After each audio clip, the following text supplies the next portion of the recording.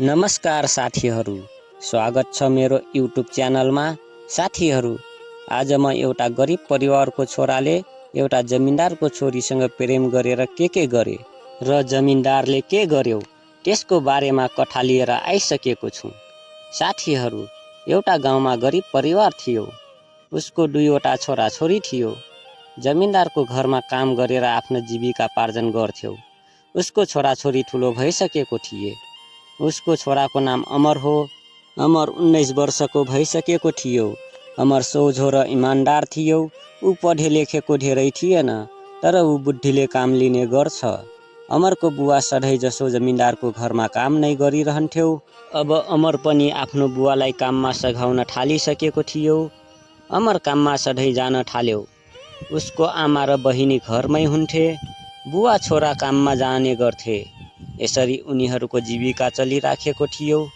जमिनदारको घरमा जमिनदारको छोरी पनि थिइन्। जमिनदारको छोरीको नाम गीता हो। उनी 18 वर्षकी भइसकेकी छिन्। पहिले आफ्नो छोरीलाई स्कुल पठाउँदैन थिए। त्यही भएर जमिनदारले पनि आफ्नो छोरीलाई स्कुल पठाउनु भएको थिएन। उनको छोरी सुन्दर थिइन्। अमर पनि कम त थिएन। अमर अब सधैँ जसो जमिनदारको घरमा काम गर्न जान्थ्यो। ऊ काम गर्दै जाँदा जमिनदारको छोरीले अमरलाई मन पराउन थालिसकेको थियो। तर अमरलाई थाहा थिएन। एक दिन जमिनदारको छोरीले अमरलाई भन्यो, अमर, म तिमीलाई मन पराउँछु, म तिमीलाई माया गर्छु। तर यो कुरा सुनेर अमरले भन्यो, गीता, कहाँ तिमी जमिनदारको छोरी, कहाँ म गरिब किसानको छोरो। म तपाईहरूको घरमा काम गरेर खाने मान्छे। हाम्रो माया सम्भव छैन। तपाईको बुवाले हाम्रो माया स्वीकार्नुहुन्न। तर उनको अगाडि अमरको केही सिप लागेन। आखिरमा अमरले जमिनदारको छोरीको माया स्वीकार्नु पर्यो। अब उनीहरूको माया प्रेम चल्न थाल्छ। उनी दुईजनाको माया प्रेम यति गहिरो सम्बन्ध बनिसकेको हुन्छ कि उनीहरू एक अर्काको लागि आफ्नो ज्यान समेत दिनको लागि तयार थिए। उनीहरूको माया गाउँभरि फैलियो। गाउँभरि अमर र गीताको माया प्रेमको चर्चा चल्यो। सबैले आफ्नो तरिकाले कुरा गरे। कसैले भने जमिनदारले यिनीहरूको माया प्रेम धेरै दिन टिक्न दिँदैन। कसैले भने यिनीहरूको मायाको अगाडि जमिनदारलाई झुक्नै पर्छ। एक कान दुई कान मैदान भने चाहिँ यो कुरा जमिनदारको कानमा परेछ। जमिनदार रिसले आगो भएछ। जमिनदार तुरुन्तै अमरको घरमा गएर अमरको बुवा आमालाई गाली गर्न थाले। अमर पनि घरमा थिए। उसको आमा बुवाले भने, हामी आफ्नो छोरालाई धेरै सम्झायौँ, गाली पनि गरे, तर मानेन। झन् आफ्नो ज्यान समेत दिनको लागि तयार थियो। उसको अगाडि हामी हारे। त्यसपछि जमिनदारले अमरलाई भन्यो, त मेरो छोरीलाई माया गर्छस्, मेरो छोरीलाई कहाँ राख्छस्, के खुवाउँछस्, पहिले धन कमा, अनि मेरो छोरीसँग बिहेको सपना देख।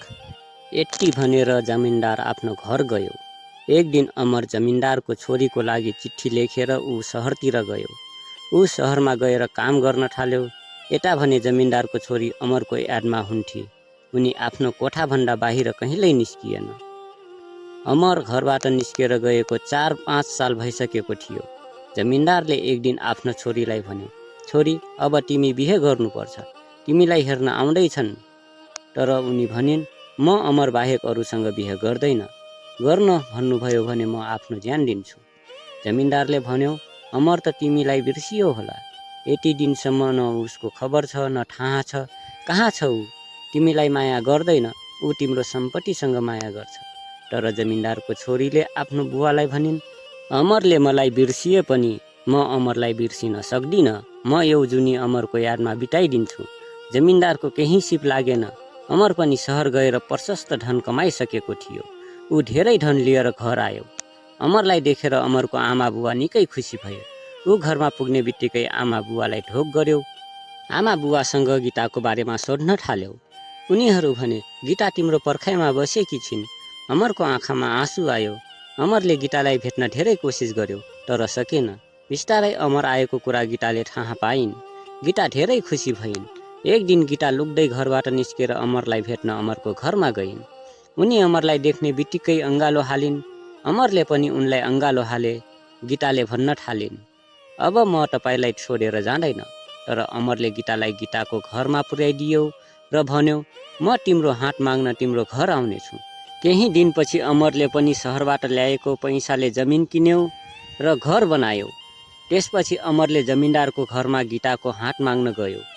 जमिनदारले पनि खुसीका साथ आफ्नो छोरीको हात अमरको हातमा दियो र भन्यो, अमर, मलाई माफ गर, म तिम्रो भविष्यको लागि यो कुरा भनेको हो, किनकि मेरी छोरीले तिमीलाई माया गर्थे।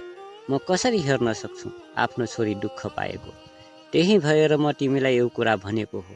र जमिनदारले आफ्नो छोरीको हात खुसी खुसी साथ अमरको हातमा दियो।